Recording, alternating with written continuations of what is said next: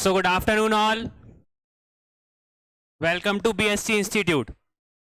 और आज हम लोग अपनी एमसीक्यू सीरीज का सेकंड वो बोल सकते हैं सेशन स्टार्ट करने जा रहे हैं। और आज कल हम लोगों ने हमारे लास्ट सेशन में किसके बारे में पढ़ा था?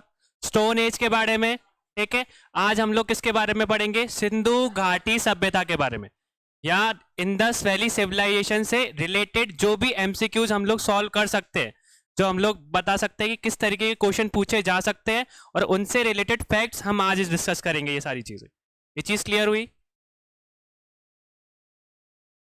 चलिए सबसे पहले हम अब स्टार्ट करते हैं हमारा पहले क्वेश्चन से। पहला क्वेश्चन क्या है? सिंधु घाटी की सभ्यता गैर आर्य थी क्योंकि, या बोल सकते हैं Indus valley civilization was non Aryan because. Aryans समझते हो ये चीज? आर्यन सिविलाइजेशन और इंडस वैली सिविलाइजेशन एक ही है या अलग अलग है? ठीक है, आर्यन सिविलाइजेशन अलग है और इंडस वैली सिविलाइजेशन अलग है। तो इंडस वैली सिविलाइजेशन को उन्होंने क्या बोला है कि वो नॉन आर्यंस हैं, कि जो भी इंडस वैली सिविलाइजेशन में जो लोग रहते थे वो सारे के सारे लोग कैसे हैं? नॉन आर्यंस हैं। क्यों है? अब इनमें से हमको रीजन बताना। ये चीज क्लियर हुई? समझ में आया?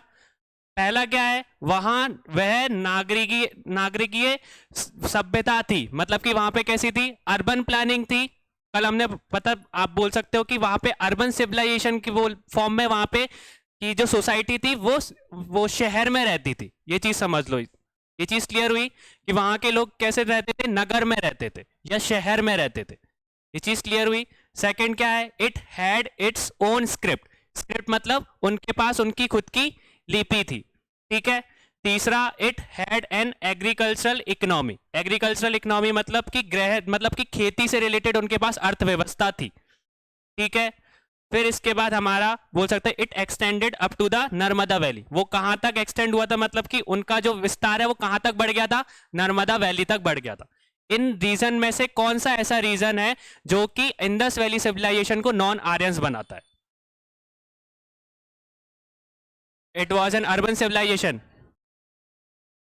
ठीक है, इसका आंसर क्या है? कि वो नागरिकीय सभ्यता थी, कि मतलब सारे के सारे लोग जो इंडस वैली सिविलाइजेशन में बिलोंग करते थे वो सारे लोग नगर में रहते थे। ठीक है, शहर में रहते थे। ये चीज क्लियर हो गई? ये चीज समझ में आ गई? अगर हम बात करें इंडस वैली सिविलाइजेशन की, फिर इसके बाद कौन सा सिविलाइजेशन आता है? वैदिक सिविलाइजेशन की बात करें तो इन दोनों में अंतर क्या था? ठीक है, वहां पे अपोजिट चीज चल रही थी। अगर आज की बात करोगे आप, अभी की टाइम पे मॉडर्न वर्ल्ड की बात करोगे, तो अभी के लोग क्या करते हैं? गांव को छोड़ के शहर में रहना शुरू करते हैं, या छोटे शहर को छोड़ के बड़े शहर में रहना शुरू करते हैं। ये चीज क्लियर हुई? पर उस टाइम पे जो सिविलाइजेशन थी वो उल्टी, मतलब कि आप बोल सकते हैं कि अपोजिट डायरेक्शन में चल रही थी। इंडस वैली सिविलाइजेशन में जो भी लोग रहा करते थे वो सारे के सारे लोग कहां रहते थे? नगर में रहते थे, शहर में रहा करते थे। ठीक है। जब इसके बाद जब दूसरी सिविलाइजेशन की बात हुई या वैदिक सिविलाइजेशन की बात करोगे, तो वैदिक सिविलाइजेशन में लोगों ने कहां पे रहना शुरू कर दिया था? गांव की तरफ वो जाना स्टार्ट कर दिया था। उन लोगों ने गांव में अपना बसेरा बना लिया था। ये चीज क्लियर हो गई? ये चीज समझ में आई? तो चलो, the Indus valley civilization was non Aryans. ठीक है, mainly because it was an urban civilization. ठीक है, अगर हम इंडस वैली सिविलाइजेशन की बात करें तो वो सिविलाइजेशन कैसी थी? नागरिक, मतलब कि नगर में रहने वाले लोग वहां पे हमको मिलते थे। पर वहीं पे हम लोग किसकी बात करें? आर्यन सिविलाइजेशन की बात करें तो आर्यन सिविलाइजेशन के लोग कहां पे रहा करते थे? गांव में रहा करते थे। ये चीज क्लियर हो गई? समझ में आ गया? तो हम लोग ये सारी की सारी चीजें हमको इसको फैक्ट समझने के बाद हमको क्या समझ में आता है कि इंडस वैली सिविलाइजेशन को नॉन आर्यंस क्या चीज बनाती है? कि वहां के लोग कहां पे रहते थे? नगर में रहते थे। या वहां की सिविलाइजेशन कैसी थी? अर्बन सिविलाइजेशन थी। ये चीज क्लियर हो गई? समझ में आ गया? तो अगर आपको यहां से क्वेश्चन बन सकते हैं, इंडस वैली सिविलाइजेशन और आर्यन सिविलाइजेशन में क्या अंतर है? पहला अंतर आपको समझ में आ गया ना, कि वो जो इंडस वैली सिविलाइजेशन के लोग या सिंधु घाटी सभ्यता के लोग नगर में रहा करते थे। ठीक है। और वैदिक मतलब बोल सकते हैं आर्यन सिविलाइजेशन के लोग, आर्य वाले जो लोग थे वो सारे के सारे लोग गांव में रहा करते थे, विलेज में रहा करते थे। ये चीज क्लियर हो गई? ये चीज समझ में आई? अब हमारा नेक्स्ट क्वेश्चन क्या है? An important factor in placing the Indus valley civilization before the Aryans is. अब इसको ध्यान से समझो, सिंधु घाटी सभ्यता को आर्यों से पूर्ण ही रखा जाने की महत्वपूर्ण कारण है। अभी हमने पढ़ा कि सबसे पहले इंडस वैली सिविलाइजेशन आई थी या आर्यन सिविलाइजेशन आई थी। इंडस वैली सिविलाइजेशन के बोल सकते हो कि हमको साक्ष्य पहले मिले हैं। किसके पहले मिले हैं? आर्यन के पहले, आर्यन सिविलाइजेशन के पहले मिले। ठीक है, अब इनमें से कौन सी ऐसी चीज है कि जो आर्यन बोल सकते हैं कि इंडस वैली सिविलाइजेशन को सबसे पुराना सिविलाइजेशन बनाती है, ये सबसे पुरानी सभ्यता बनाती है। ठीक है, सबसे पहली चीज आपकी स्क्रिप्ट या लिपि, दूसरी आपकी नगर नियोजन की जो टाउन प्लानिंग वहां पे बोल सकते हैं, तीसरी चीज जो कि वहां पे तांबा मिला था उसके कारण, या आपकी बोल सकते हो कि जो मिट्टी के बने बर्तन हमको वहां पे मिले थे उनके कारण, या पोट्री के कारण। ठीक है, तो क्या है हमारा आंसर? वहां पे बने मिले मिट्टी के बर्तनों के कारण। ये चीज क्लियर हो गई। अब देखो यहां से एक रिलेटेड फैक्ट समझते। The Indus valley civilization was more developed than the early Aryans in the terms of knowledge of script and town planning. इससे हमको क्या समझ में आया कि सिंधु घाटी सभ्यता लिपि ज्ञान और नगर नियोजन आदि के संदर्भ में आर्यों से अधिक विकसित थी। ये चीज क्लियर हो गई, ये चीज समझ में आई हमको। इसके बाद क्या बता रहे हैं वो लोग? The in archaeological evidence clay found in the different period prove that the Indus valley civilization was pre Aryans. ठीक है, किस चीज के बारे में हमने बताया कि आर्कियोलॉजिकल एविडेंस, जो पुरातत्व हमको चीजें मिली है उसमें हमको क्या पता चला है कि जो वहां पे बोल सकते हो कि मिट्टी मिली थी, वो मिट्टी कैसी मिली थी? अलग अलग पीरियड्स को प्रूफ करने के लिए इंडस वैली, मतलब इंडस वैली सिविलाइजेशन की मिट्टी पहले की है आर्यंस की सिविलाइजेशन के कंपैरिजन। ठीक है, ये चीज क्लियर हुई। और क्या बताया? While the red pottery painted with the black figure belong to Harappan civilisation.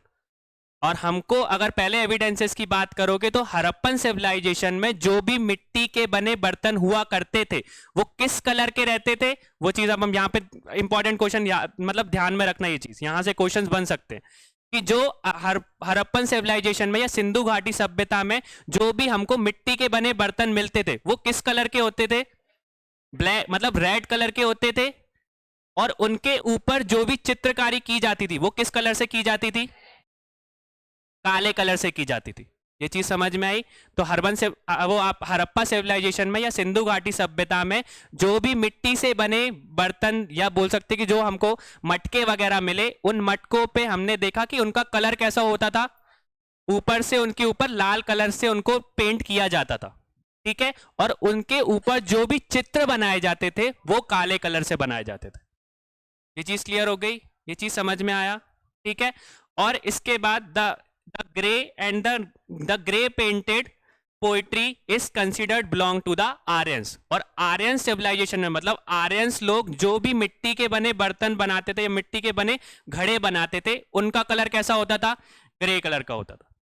ये चीज क्लियर हो गई, ये चीज समझ में आई। तो जब हमने हरप्पन सिविलाइजेशन में देखा तो हमको जो मिट्टी के बने जो बर्तन मिले या आपकी वो मटकी वगैरह मिली, उनके ऊपर कलर कैसा था? रेड कलर का था।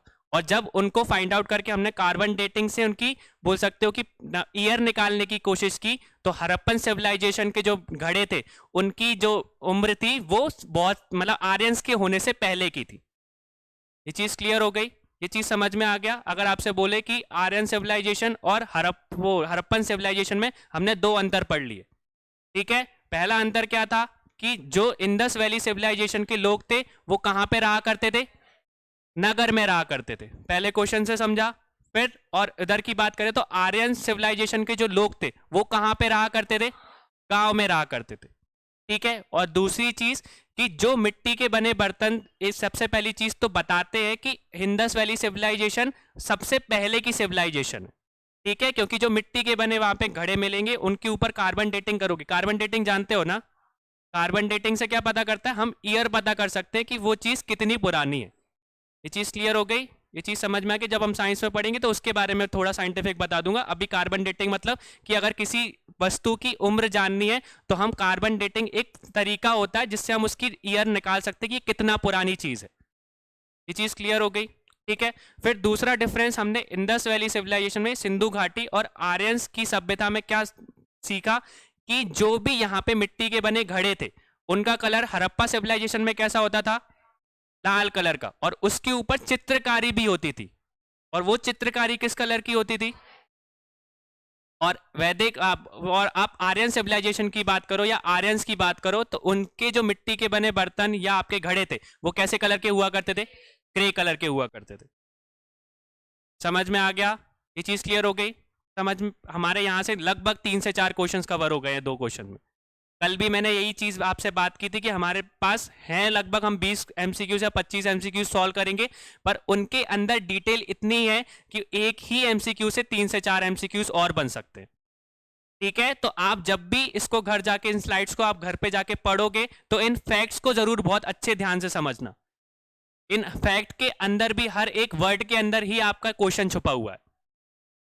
ठीक है, इसी तरीके से हम लोगों ने डिजाइन किया कि आपका काम इजी हो जाए, और फैक्ट्स भी आपको याद हो जाए, क्वेश्चन भी समझ में आ जाए, और यहां से सबसे पहली चीज कि आपको खुद का स्मार्ट वर्क करना है कि जब आप इन तरीके के फैक्ट्स को आप पढ़ते हो तो आपको खुद समझ में आना चाहिए कि कौन कहां से क्वेश्चन बन सकता है।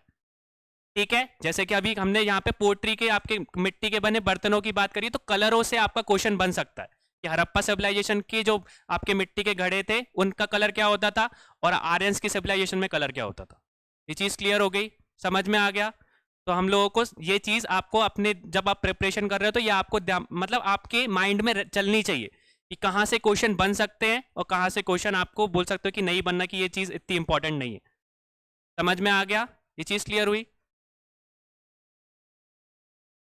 नेक्स्ट क्वेश्चन है, which one of the following animal was not represented in the seals and terracotta artifact found in the Harappan civilisation?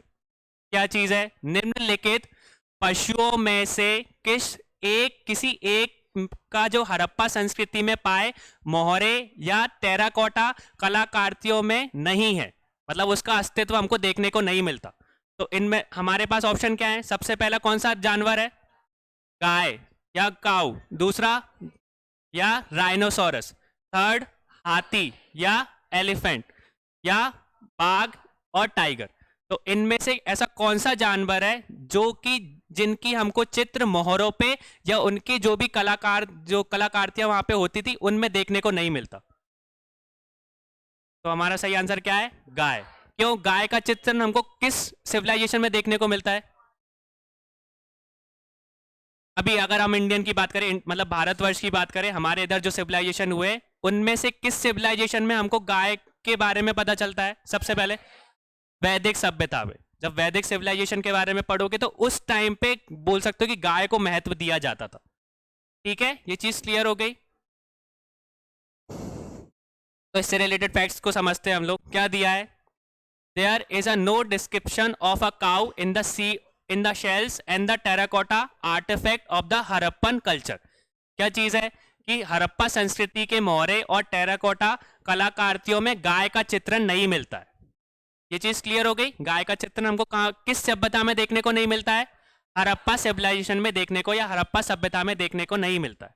ठीक है, जबकि हाथी, गैंडा, बाघ, हिरण, मेंढा आदि के जैसे वो जानवरों का हमको उल्लेख हमारे हड़प्पन सिविलाइजेशन में देखने को मिलता है। तो कौन कौन से जानवर है?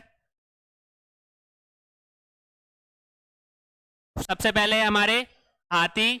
हाथी का चित्रण हमको देखने को मिलता है मोहरों पे या कलाकृतियों पे। दूसरा, गेंडा। तीसरा, चौथे, हिरण और मेंढा। बोल सकते हो कि वो जो आपका शीप जानते हो, भेड़ वगैरह जानते हो, जो भेड़ के जो छोटा बच्चा होता है उसको कहते हैं हम। ये चीज क्लियर हो गई? समझ में आ गया? क्लियर है? इन सब के चित्रण हमको किस में देखने को मिलते हैं? ठीक है, कहाँ पे देखने को मिलते हैं? उनके मोहरों पे या उनकी चित्रकारियों पे, उस चार चीजों पे हमको यहाँ इनके चित्रण देखने को मिलता है। ठीक है, इनके पिक्चर हमको, जैसे कि बोल सकते हो सील्स वगैरह, मोहरे जो होते हैं उनके ऊपर इनकी छाप दी जाती थी। ये चीज समझ लेना। जो भी मोहरे बनाए जाते थे उस टाइम पे, तो मोहरों का मतलब क्या था? क्यों बनाते थे वो लोग मोहरे? क्यों बनाते थे? क्या करने के लिए? किस व्यापार में क्यों जरूरत पड़ती थी उसकी, मोहरे की?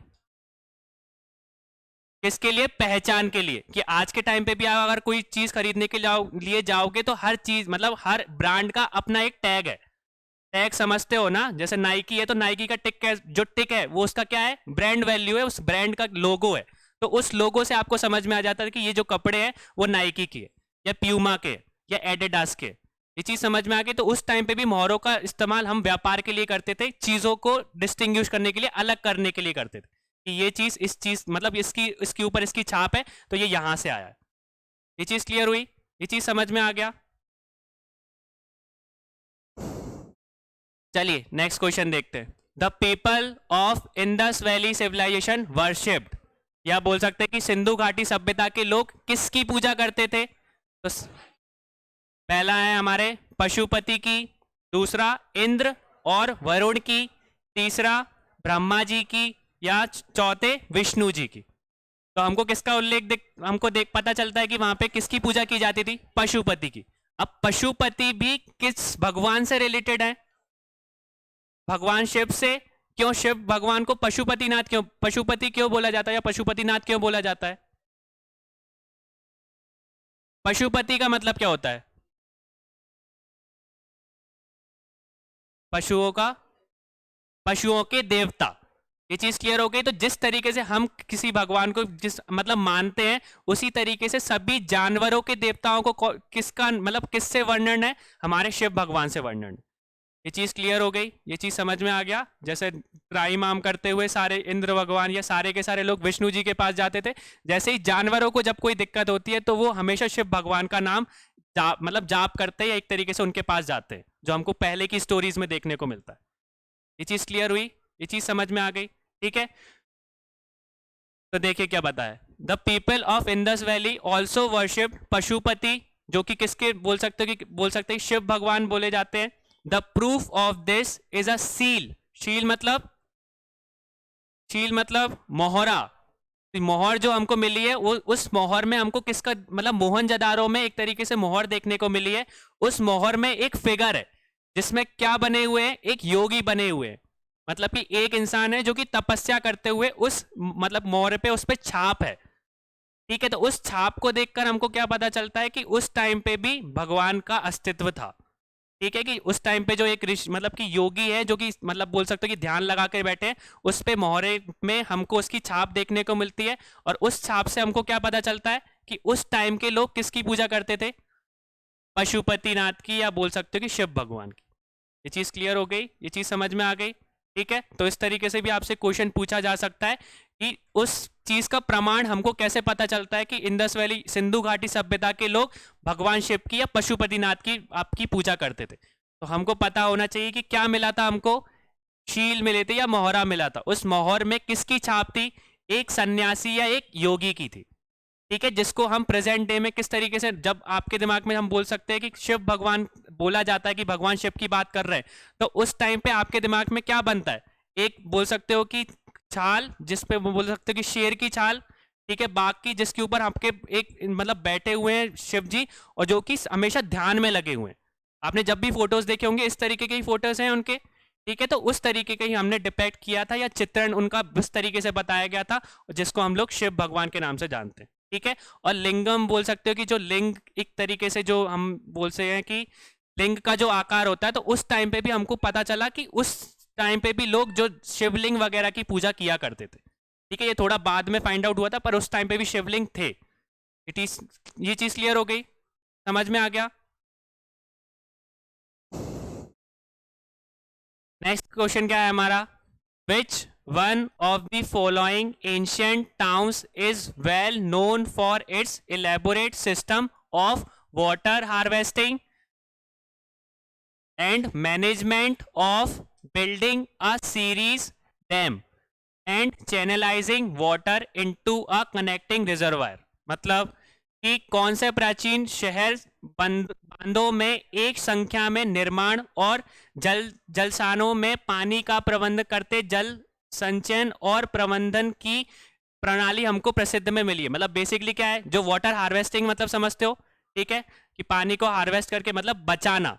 ठीक है, दूसरी चीज जो भी आपकी डैम्स हैं, जो बांध वगैरह होते हैं, उसको मैनेज करना। ठीक है, उस टाइम पे भी हमको बांध देखने को मिले, डैम्स देखने को मिले थे कि उस टाइम के लोगों को भी बांध बनाना आता था, मतलब डैम्स बनाना आता था। ठीक है, और दूसरी चीज कि उन लोगों ने किस तरीके से रिजर्वायर बना के रखे थे। रिजर्वायर का मतलब समझते हो? रिजर्वायर मतलब कि हम बोल सकते हैं कि जो बोल सकते हो कि हैंडमेड लेक्स वगैरह बनाते हैं, हमको तालाब बनाते हैं ना, तो तालाब क्या होता है, अपने आप बने, मतलब नेचर से हमको मिलते हैं या हमको बनाने पड़ते हैं। कुछ तालाब ऐसे रहते हैं कि बोल सकते हो कि हमको खुद, जैसे कि आप खेत में कभी जाओगे खेती करने के लिए, तो अगर हमको पानी की जरूरत है तो हम खुद का गड्ढा खोद के उसमें पानी भर देते, तो हमारा तालाब हो जाता है कि नहीं बन जाता। तो उस तरीके से भी उन लोगों ने रिजर्वायर्स बना के रखे थे। उन रिजर्वायर्स मतलब कि वो बोल सकते हो कि ऐसे तालाब बना के रखे थे। उन तालाब को उन्होंने किससे कनेक्ट कर दिया था? कुछ नदियों से कनेक्ट कर दिया था कि अगर नदियों का पानी अगर ज्यादा बहाव ज्यादा हो गया, जब पानी ज्यादा बरस गया, तो उन नलियों के कारण उनके तालाब में पानी आ सके। ठीक है, वाटर हार्वेस्टिंग कर सके, वाटर को फिर से वो यूज कर सके। ये चीज क्लियर हो गई? तो सबसे पहली चीज, इस तरीके का प्रमाण कि उस टाइम पे भी वाटर को हार्वेस्ट करके रखा जाता था या तालाब बनाए जाते थे। ठीक है, रिजर्वायर करके तालाब में बना के रखा जाता था। इसके सबूत हमको सभ्यता में से किस साइड में देखने को मिलते हैं? तो सबसे पहला है हमारा धोलावीरा, दूसरा कालीबंगा, तीसरा राखी खड़ी और दूसरा रोपाड़। ठीक है, तो हमारा आंसर क्या है? धोलावीरा। तो धोलावीरा में क्या देखने को मिला होगा हमको? धोलावीरा कहां पर स्थित है? सबसे पहली चीज, गुजरात में स्थित है। ठीक है, गुजरात में स्थित धोलावीर किसके लिए फेमस है? किसके लिए फेमस है? इस इलेबोरेट उधर कैसा सिस्टम है? A system of water harvesting. ठीक है, वहां पे हमको सबसे पहले प्रमाण मिले किस चीज के? वाटर हार्वेस्ट करने के। And a management of building a series of dams, कि बांधों की सीरीज, मतलब कि बांधों को बनाया जाता था, किस तरीके से बनाना है, एक बांध के बाद दूसरा बांध कितनी दूर होना चाहिए, ये सारी की सारी चीजें उस टाइम पे हमको धोलावीरा में देखने को मिलती है। ये चीज क्लियर हो गई। और तीसरी चीज, and channelising water into a connecting reservoir. Connecting reservoir मतलब कि अगर वो डैम है, उस डैम में अगर पानी आता है, उस पानी से कनेक्टेड उनने कुछ बोल सकते हो कि नली टाइप की बना के रखी थी कि अगर पानी ज्यादा हो गया, बहाव ज्यादा हो गया, तो वो नली के थ्रू जो उन्होंने तालाब बनाए हैं हाथों से खोद का, जो गड्ढा खोदा है उसमें पानी आ सके, और जब उनको जरूरत पड़ेगी तो उस गड्ढे में से पानी निकाल के वो यूज कर सकते हैं। ये चीज क्लियर हो गई? ये चीज समझ में आ गई? तो आज के टाइम पे प्रेजेंट डे में हर जो भी खेती करता है उसके पास तालाब या पानी की व्यवस्था नहीं है, तो हम लोगों को तालाब बनाने पड़ते हैं। ठीक है, तो बहुत से आपने गांव में देखा होगा कि गड्ढे खोदे जाते हैं, बहुत गहरे गड्ढे खोदे जाते हैं, और उनके ऊपर जब अगर पानी गिरता है तो अपने आप पानी इकट्ठा होगा तो वो तालाब बन जाएगा। ये चीज क्लियर हो गई? ये चीज तो उस टाइम पे उस पानी को, जो भी बरसात के कारण पानी इकट्ठा हुआ है, उसको हम लोग यूज कर सकते हैं। तो उस टाइम पे भी लोग यही काम करते थे। पानी मतलब वर्षा होने वाली होती थी, रेन आने वाली होती, मानसून आने वाला होता था, उससे पहले वो गड्ढा खोद देते थे। उस गड्ढे में जब रेन होती थी तो उसमें पानी भर जाता था, और वो पानी को फिर से साफ करके पी सकते थे। ये चीज क्लियर हो गई? ये चीज समझ में आया? तो इसका प्रमाण हमको हड़प्पन इंडस वैली सिविलाइजेशन की किस साइड पे देखने को मिलता है? धोलावीर। क्लियर है सबको? नेक्स्ट, कपड़ों के लिए कपास की खेती सबसे पहले शुरू की गई थी। कहां पे शुरू की गई थी? सबसे पहली चीज, सबसे पहला ऑप्शन इजिप्ट, दूसरा मेसोपोटामिया, तीसरा सेंट्रल अमेरिका या मध्य अमेरिका, और डी हमारा है इंडिया या भारत। तो क्या लगता है सबसे पहले कॉटन की कल्टीवेशन का प्रमाण हमको सबसे पहले कहां पे देखने को मिला होगा? भारत में ही देखने को मिला था। ठीक है, अब इजिप्ट तो आपको पता है, ये वो मेसोपोटामिया जो है प्रेजेंट डे में किस कंट्री में बिलोंग करता है? ईरान की इराक? इराक, ईरान नहीं है, वो इराक है। अगर प्रेजेंट डे की बात करोगे तो प्रेजेंट डे इराक है, वो मेसोपोटामिया। ठीक है, बेबीलोन वगैरह के बारे में सुना है ना, तो वो इराक का ही एक हिस्सा है, अगर आप आज के टाइम पे आप निकालने की कोशिश करोगे तो। ये चीज क्लियर हो गई? ये चीज समझ में आई? इंडिया तो हमारा जो कपास की खेती है वो सबसे पहले कहां पे की जाती थी? भारत में की जाती थी। अब इसके बारे में पढ़ते हैं। Cotton was first cultivated in India for clothing, मतलब कि कपड़ों के व्यापार के लिए सबसे पहले किसका, मतलब कल्टीवेशन कौन करता था? इंडिया ही करता था। ठीक है, किसके लिए करता था? क्लॉथिंग, मतलब कपड़े बनाने के लिए करता था। ठीक है, In 1922, रखवाल Das Banerjee took interest in the site of Mohenjodaro. क्या करा उन्होंने? रखवाल दास बैनर्जी ने क्या करा? उन्होंने इंटरेस्ट जगाया किसके लिए? मतलब बैनर्जी ने आपका इंटरेस्ट जगाया मोहनजोदारो साइट को फिर से एक्सकेवेट करने के लिए कि वो फिर से उसकी खुदाई करेंगे। ठीक है, कब स्टार्ट करा उन्होंने? 1922 में। ठीक है, जब उन्होंने एक्सकेवेट करा, जब उन्होंने खोदना शुरू करा, तो उनको सबसे पहले किसका प्रमाण मिला? कपास के कपड़े का प्रमाण मिला। ठीक है, और जब उस कपास का कपड़ा उनको कुछ मतलब बोल सकते हो कि झलकिया या बोल सकते हो कि थोड़ी चीज मिली, और जब उन्होंने उसके ऊपर कार्बन डेटिंग की, तो उससे हमको क्या पता चला कि ये उस टाइम पे Indus valley civilization, Harappa civilization के टाइम का ये कपड़ा है। और इससे हमको क्या समझ में आ रहा है कि इंडस वैली सिविलाइजेशन का कपड़ा है, तो मतलब उस टाइम के लोगों को भी कॉटन के बारे में पता था। ये चीज क्लियर हो गई? तो अगर उसके बारे में इंडस वैली की बात हो रही है, तो लगभग वो कपड़ा मतलब इंडिया में ही सबसे पहले कल्टीवेट हुआ होगा। ठीक है, हमारे इधर ही बना होगा। ये चीज क्लियर हुई? ये चीज समझ में आ गई? The evidences of the earliest cotton cultivation was found by excavation in India. By India it reach Greece. तो इंडिया के बाद वो किस कंट्री में गया? ग्रीस में गया। और ग्रीस में उसको किसके नाम से जाना जाता था? हिंडोन। हिंदोन के नाम से जाना जाता था। किसको? जिसको हम कॉटन बोलते थे या कपास बोलते थे उस टाइम पे वो लोग। ये चीज क्लियर हो गई? ग्रीस के लोग उस कपड़े को क्या बोलते थे?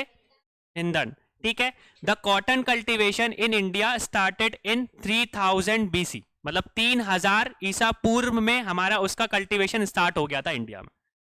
ये चीज क्लियर हुई? ये चीज समझ में आ गई? And it was cultivated in Egypt in 2500 BC, मतलब 2500 BC में इजिप्ट में भी उसके कल्टीवेशन के हमको सबूत मिले। ये चीज क्लियर हुई? ये चीज समझ में आया? तो अगर आपसे कोई पूछे कि कपास या कॉटन की कल्टीवेशन की खेती के प्रमाण सबसे पहले हमको किस देश में देखने को मिलते हैं, और अगर भारत के बाद बात करोगे तो किस देश में देखने को मिलेंगे? इजिप्ट में। पहला हमारा 3000 BC में हमको कहां पे मिले? भारत में। और 2500 BC में कहां पर मिले? इजिप्ट में। वो तो ग्रीस, हमारा एक फैक्ट है कि ग्रीस में कॉटन को किस नाम से जाना जाता था? हिंडोन के नाम से जाना जाता था। ये चीज क्लियर हो गई? अगर सीक्वेंस में देखोगे तो पहले इंडिया है और भारत है, फिर इसके बाद मिस्र है या इजिप्ट है, जहां पे हमको कपास की खेती के प्रमाण मिले। क्लियर हो गया ये सारी चीज? अब नेक्स्ट क्वेश्चन देखो। Which of the following places is situated in the valley of घाघर and its tributaries? ठीक है, घाघर रिवर जो है, उस घाघर रिवर के पास में हमको कौन सी ट्राइब्यूट, मतलब ये प्लेसेस है जहां पे हमको देखने को मिली हड़प्पन सिविलाइजेशन। ठीक है, तो सबसे पहले क्या है हमारा? अलामगिरपुर, दूसरा लोथल, तीसरा, चौथो। ये चीज क्लियर होगी? तो इसमें से क्या लगता है हमारा जो घाघर है? सबसे पहली चीज तो घाघर किस, अभी के टाइम पे देखोगे तो किस स्टेट के पास में मतलब आपको देखने को मिलती है? हरियाणा के आसपास में। और हरियाणा के पास में ऐसी कौन सी इंडस वैली सिविलाइजेशन है जो कि इन चारों को में से कोई एक है? बनावली। तो हमारा आंसर क्या होगा? ये चीज क्लियर हो गई? तो अगर आपको इस तरीके से हिस्ट्री के क्वेश्चन समझ में नहीं आ रहे तो घाघर देख के भी आप समझ सकते हो। अगर घाघर को देखोगे तो अगर प्रेजेंट डे की बात करोगे तो वो लगभग हरियाणा के आसपास से निकलती है। और इन साइटों में से आपकी इंडस वैली सभ्यता में से इनमें से ऐसी कौन सी साइट है जो कि बोल सकते हो कि हरियाणा के आसपास में बिलोंग करती है? तो वो है वर्नावली। ये चीज क्लियर हो गई? तो इस तरीके से भी आप अपने क्वेश्चन को आंसर कर सकते हो। समझ में आ गया सबको? क्लियर है ये चीज? तो हमारा आंसर क्या होगा? तो Harappan site name Banawali located in Haryana. कहां पर स्थित है ये? हरियाणा में। Is situated in the valley of Ghaggar and its tributaries. Ghaggar और ट्राइब्यूटरीज का मतलब, ठीक है, तो उसके आसपास में जो हमको ये जो साइट है, कौन सी साइट? वनावली देखने को मिलती है। ये चीज क्लियर हो गई? ये चीज समझ में आ गई? और देखो, अगर आप इंडस वैली सिविलाइजेशन जब भी पढ़ते हो तो उस चीज को आप अगर एक चीज को कवर कर रहे हो, जैसे ढोलावीरा के बारे में पढ़ रहे हो, तो ढोलावीरा से रिलेटेड सारी इंफॉर्मेशन एक जगह पर लिख लेना। आप भले एमसीक्यू सॉल्व कर रहे हो या नॉर्मल वेज में जब भी आप पढ़ रहे हो, तो आपके पास सबसे पहले आपके खुद के नोट्स होने चाहिए। ठीक है, भले ही आप किसी की भी तैयारी कर रहे हो, एमपीपीएससी की तैयारी करो, चाहे एसएससी की करो, चाहे कोई भी गवर्नमेंट जॉब की तैयारी करो, आपके लिए सबसे ज्यादा इंपॉर्टेंट होते हैं खुद के नोट्स। ये चीज क्लियर हुई? तो अगर आप इंडस वैली सिविलाइजेशन के बारे में पढ़ रहे हो तो इन साइट्स के बारे में भी पढ़ना पड़ेगा। अगर धोलावीरा के बारे में पढ़ा, वनावली के बारे में पढ़ा, तो आपको ये सारी चीजें कवर करनी है कि वनावली जैसे हमने देखा तो इसके आसपास में कौन सी रिवर बहती है, ठीक है, ये भी पता करना है। प्रेजेंट डे में अभी वो किस स्टेट या किस राज्य में बिलोंग करती है, ये भी देखना है, और उस टाइम पे वो किस राज्य में थी ये भी देखना है। तो जब इस तरीके की चीजें को पढ़ो तो प्रेजेंट और पास्ट दोनों में पढ़ना है हमको, ठीक है। और आपके खुद के नोट्स आपको एक जगह पे बना के रख लो, अगर आप बनाना भी चाहते हो तो। आपके अगर इंडस वैली आपने स्टार्ट करा तो जब भी आप जैसे इंडस वैली में आप घाघर या बोल सकते हो वनावली के बारे में लिखा, आपने अपने नोट्स लिख लिए, उसके बाद जगह छोड़ दिया करो। ऐसा नहीं कि एक ही पेज में सारी की सारी चीजें आपको करनी है। हो सकता है कि ऐसे बहुत सारे फैक्ट्स हैं जो कि आपको बाद में देखने को मिले, या बाद में हमको मतलब कि आपने पढ़ा हो, कभी आपने न्यूज़ में देख लिया, या आपने बोल सकते हो कि कभी आपके मोबाइल में या किसी ने आपको फैक्ट्स बता दिया, तो उस टाइम पे आप अपने नोट्स को जाके अपडेट कर सको। ये चीज़ क्लियर हो गई?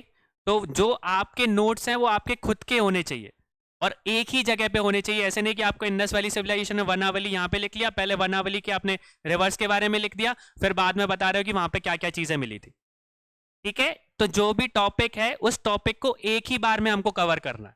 तो जो भी पढ़ो एक ही बार में उसको कवर करो, और जगह हमेशा छोड़ के रखा करो। पूरी खिचड़ी नहीं बनानी है। प्रॉपर नोट्स अगर आपने बनाए तो वो नोट्स आपको एग्जाम में सबसे ज्यादा काम करेंगे, क्योंकि एक दिन पहले अगर कोई इंसान रिवाइज करने बैठेगा तो वो अपने नोट्स रिवाइज कर सकता है, अगर उनको प्रॉपर फॉर्म में आपने अपडेटेड रखा है और अच्छे से भी लिखा है। तो आपको कहीं ढूंढने की जरूरत नहीं पड़ेगी 10 चीजों को, वो आपके नोट्स ही आपकी बाइबल बन जाएंगे। ये चीज याद रखना, ठीक है। उसका रिवाइज करके आप अगले दिन पेपर दे सकते हो उसको। ये चीज क्लियर हो गई? ये चीज समझ में आ गया?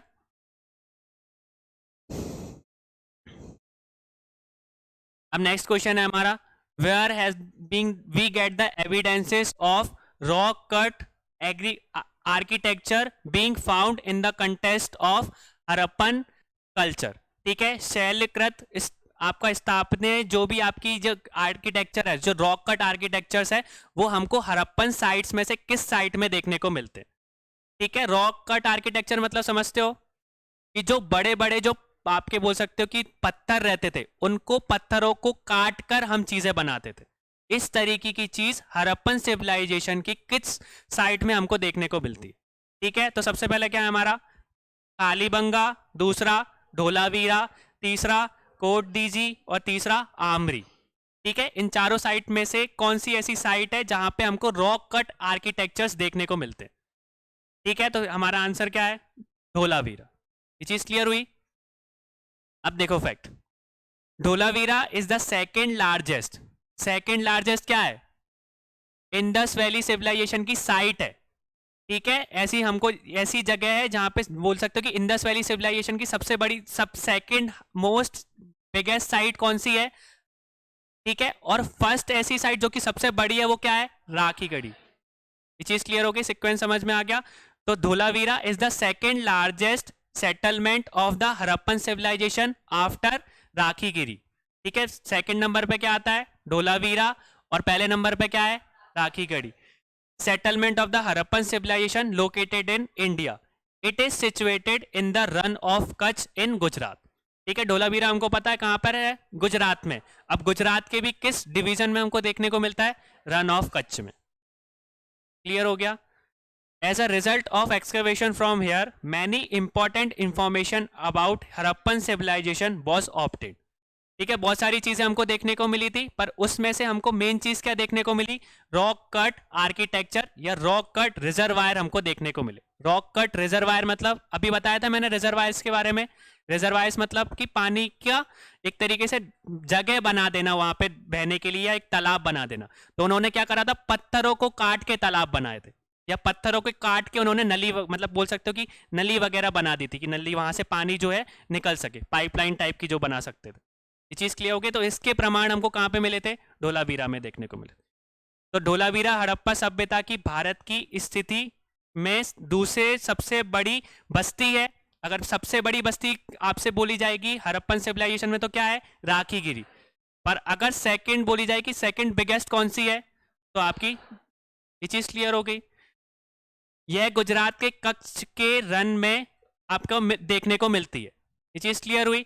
यहाँ के उत्खनन में आप बोल सकते हैं कि ये मेन सारी चीजें हमको देखने को मिली थी, बहुत सारे एक्सकेवेशंस वहां पे हुए थे, पर उसमें से आपका रॉक कट रिजर्वायर्स सबसे मेन इंपॉर्टेंट फाइंडिंग थी। ठीक है, वहां पे पत्थरों को काट के रिजर्वायर्स बनाए गए थे। ये चीज क्लियर हुई। Next question, Mandi the site of Harappan civilization is located in which state of India. Mandi क्या है? एक साइट है, वो हरप्पन सिविलाइजेशन में किस मतलब बोल सकते हैं कि स्टेट में बिलोंग करती है। तो सबसे पहली चीज, पहला है गुजरात, दूसरा हरियाणा, तीसरा चौथा उत्तर प्रदेश। ठीक है, तो मांडी का नाम सुना है? मंडी अलग है, मांडी अलग है। ये हमको देखने को मिलता है उत्तर प्रदेश में। ठीक है, उत्तर प्रदेश में हमको ये देखने को मिलता है। तो in June 2000 Mandi a village in Muzaffarnagar district, Muzaffarnagar के बारे में सुना है? ठीक है, तो मुजफ्फरनगर डिस्ट्रिक्ट के पास में एक विलेज है, उस विलेज का नाम क्या है? मांडी। ठीक है, वो कहाँ पे किस आपका मुजफ्फरनगर डिस्ट्रिक्ट किस में आता है? आपका किस स्टेट में आता है? उत्तर प्रदेश में। ठीक है, suddenly came into limelight. Limelight मतलब कि एकदम से वो किताब मतलब बोल सकते हैं कि उसके बारे में छपना स्टार्ट हो गया। कब छपना स्टार्ट हुआ? जून 2000 में। तो ऐसा क्या हुआ? तो वहां पे जब एक बोल सकते हो कि एक खेत है, उस खेत की खुदाई के टाइम पे हमको बहुत सारे ऑर्नामेंट्स बोल सकते हो कि नेकलेस वगैरह, सोने की, ये सारी बहुत सारी चीजें देखने को मिली थी। और जब हमने उसको पता लगाया कि ये कितने साल पुराने हैं, तो उसकी सेम टाइमलाइन थी जितनी हमारी हड़प्पन सिविलाइजेशन के बारे में। ये चीज क्लियर हो गई। तो 2000 के टाइम पे जब कोई मांडी के गांव में कोई खेती कर रहा था, उनके खेत में खुदाई के टाइम पे मतलब उस टाइम पे हमको हड़प्पन सिविलाइजेशन के कुछ साक्ष्य देखने को मिले थे। ये चीज क्लियर हुई। अब next question, which of the following civilization flourished on the bank of the river Nile. Nile river के बारे में सुना है? हमारे इंडिया में मतलब इंडिया से बिलोंग करती है, इंडिया से बहती है। तो कहाँ पे देखने को मिलती है? ठीक है, अफ्रीका में हमको देखने को मिलती है, दूसरे कॉन्टिनेंट में हमको देखने को मिलती है। तो ये बताना है कि कौन सी ऐसी सिविलाइजेशन है जो कि नाइल नदी या नील नदी के पास में बोल सकते हो कि हमको देखने को मिली थी।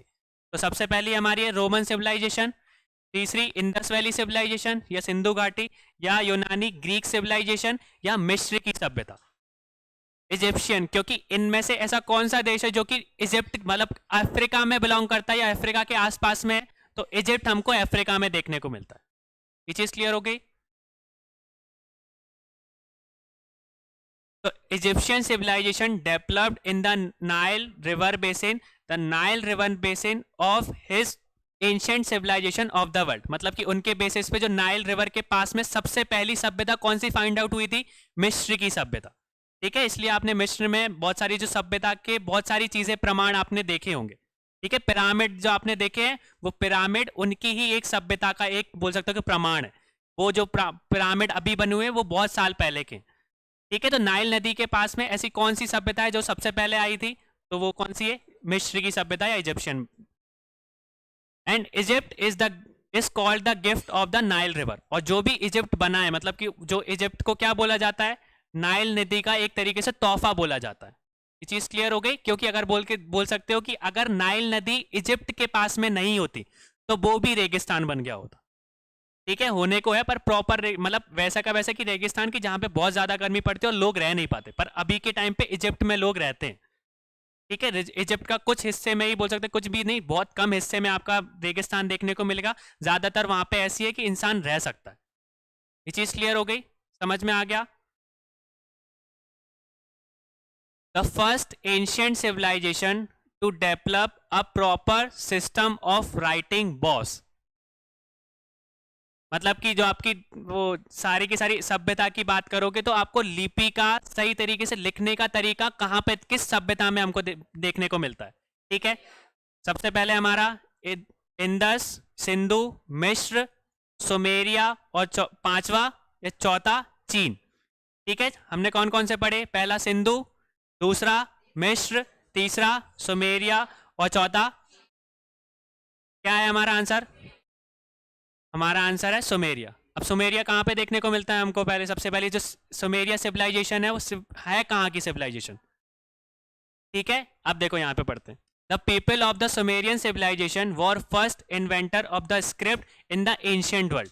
मतलब अगर प्राचीन पूरे दुनिया की बात करोगे तो सुमेरियन सिविलाइजेशन के पास सबसे पहले लिखने की कला उन्हीं के पास में थी। ये चीज क्लियर हो गई? तो लिखने की कला का सबसे पहला प्रमाण हमको कौन सी सभ्यता में देखने को मिला?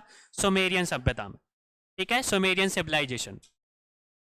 The form of their initial script was very simple and primitive. कैसे थे? बहुत ज्यादा सरल थे, और सरल के साथ में कैसे थे? आदिम थे। कि प्रिमिटिव मतलब कि वो बताते थे कि ये बहुत पुरानी चीज, मतलब लिखी हुई चीज है।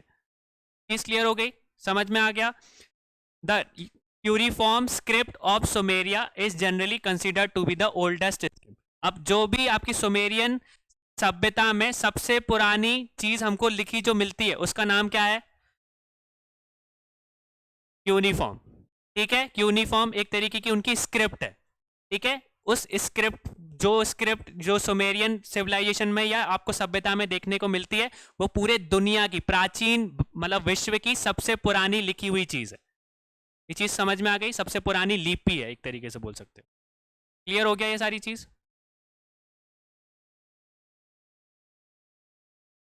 अब देखो, सिंधु घाटी सभ्यता की सबसे महत्वपूर्ण विशेषता क्या है? What is the most significant feature of the Indus valley civilization? ठीक है, इंडस वैली सिविलाइजेशन की सबसे मोस्ट सिग्निफिकेंस फीचर क्या है? तो सबसे पहली चीज पकी हुई ईटों की इमारत, या दूसरी चीज पहला कच्चा मेहराब, या पूजा की इमारतें, या कला और वास्तुकला।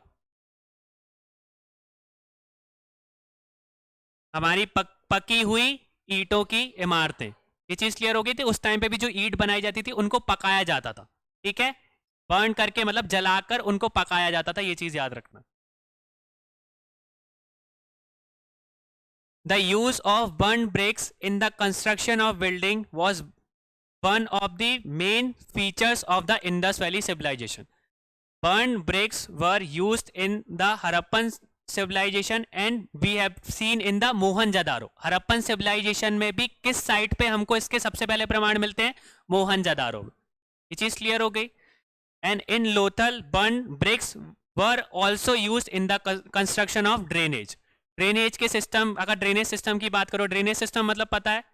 मतलब कि पानी का एक तरीके से निकलने का जो रास्ता होता है उसको हम ड्रेनेज सिस्टम बोलते हैं। तो ड्रेनेज, पकी हुई इमारतों से ड्रेनेज सिस्टम कहाँ पे बनाया गया था? लोथल में बनाया गया था। ये चीज क्लियर हो गई? और सब आप बोल सकते हो कि वहां पे जो घर वगैरह बनाए जाते थे इंडस वैली सिविलाइजेशन में, उस जो घर थे वो हमारे पकी हुई ईंटों से बने हुए थे। ये चीज क्लियर हुई? विच one of the following is not a Harappan site? इनमें से कौन सी एक जो आपका स्थल है जो कि हरप्पन बोल सकते हो सभ्यता को बिलोंग नहीं करता? सबसे पहला क्या है हमारा? चुंदाओ, कोटदीची, सोगेरा और देशलपुर। हमारा आंसर क्या है? सोहगेरा। अब ये सोहगेरा कहां पर बिलोंग करता है? अब देखो ध्यान से। Sohgaura is a village located on the bank of Rapti river in Gorakhpur district of Uttar Pradesh. कहां पे देखने को मिलता है हमको सोहगेरा? एक विलेज है जो कि किस रिवर के पास में है?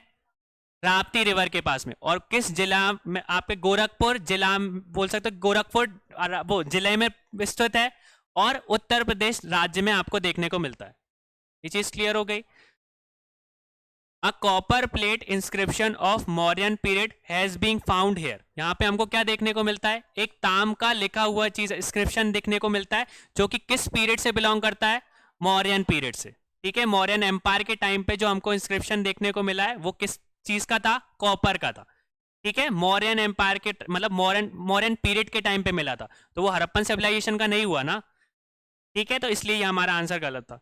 फिर इसके बाद हम बात करें तो चनादाओ, कोट दीची और देशलपुर आर द हड़प्पन साइट्स। और बाकी ये तीन जो हमने ऑप्शंस देखे वो कौन सी साइट्स है? हड़प्पन साइट्स।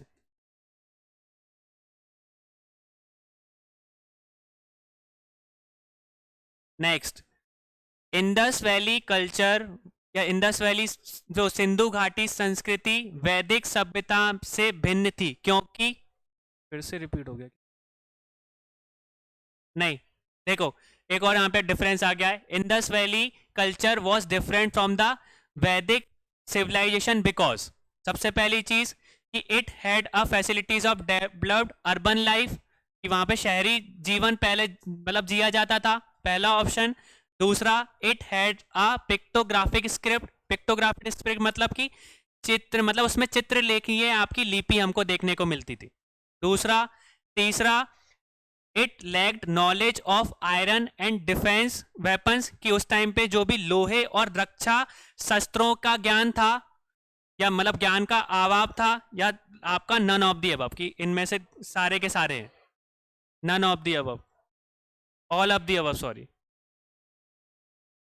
तो इंडस वैली से जो आपकी सिविलाइजेशन है और वैदिक सिविलाइजेशन है, उन दोनों में हमने देखा अंतर। तो सबसे पहली चीज देखो, the Indus valley culture was different from the Vedic वो सिविलाइजेशन इन मैनी वेज। कौन कौन से मेन वेज हैं?